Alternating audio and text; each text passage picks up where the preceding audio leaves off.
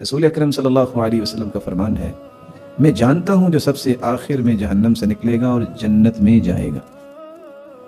کیسا خوش نصیب ہوگا؟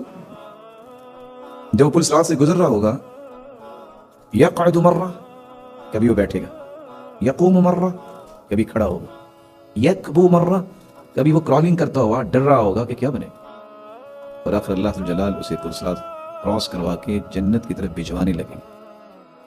پیچھے مڑ کے دیکھے گا، کہے گا الحمدللہ الذی نجانی منک، اللہ تیرا شکر ہے جس نے جہنم سے مجھے محفوظ کرا۔ کراس کرنے کے بعد اسے ایک خواہش پیدا ہوگی، اللہ وہ سامنے جو درخت ہے اس کی چھاؤں تک مجھے پہنچا دے۔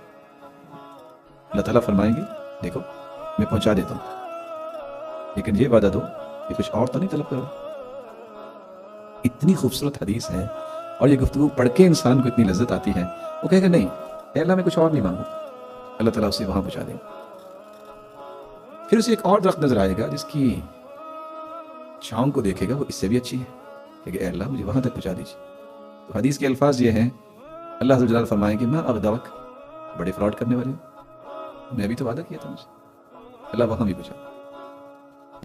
صبر نہیں کر پائے گا، کہے گا اے اللہ تو نے جنت میں باقی اپنی مخلوق کو بھجوایا، مجھے بھی جنت بھجوا دے۔ اللہ عز و جلال وہی جواب دیں گے، لیکن فرمائیں گے جاؤ اذهب فادخل الجنہ، جنت چلے جاؤ۔ جب وہ جائے گا فیخیل انہا ملأ، جا کے دیکھے گا تو اسے محسوس ہوگا جنت تو بھری ہوئی ہے، تو میں کدھر جاؤں؟ واپس آئے، یا رب اتضحک بی وانت رب العالمین، اے اللہ آپ میرے ساتھ مذاق کر رہے ہیں، آپ تو رب العالمین ہیں، جنت تو بھری ہوئی ہے، میں کدھر جاؤں؟ اللہ فرمائیں گے جاؤ۔ دوبارہ پھر وہی کچھ ہوگا، پھر اللہ عز و جلال اس وقت فرمائیں گے اے آدم کے بیٹے تم کہتے ہو کہ جنت بھری ہوئی ہے، ان لک الدنیا ومثلها ومثلها ومثلها وعشرت امثالها، دنیا دیکھی ہوئی ہے تم نے؟ جتنی دنیا تھی اتنی 10 دنیا بن جائے تو اتنی جنت میں تجھے الاٹ کرتا ہوں۔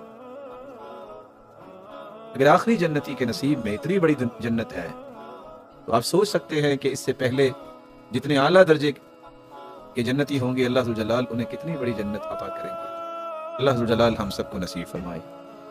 رسول اکرم صلی اللہ علیہ وآلہ وسلم نے یہ بات جب بیان کی تو ساتھ یہ فرمایا کہ اللہ جلال اپنے بندے کی بات سن کے مسکرائیں گے، تو آپ صلی اللہ علیہ وسلم بھی یہ بات کرتے کرتے مسکرا دیں کہ یہ مجھے کہہ رہا ہے کہ آپ میرے ساتھ مذاق کر رہے ہیں، بلکہ خالق کی شان بھی ہے کہ کسی سے مذاق کرے، وہ تو منزہ اور مبرہ ہے۔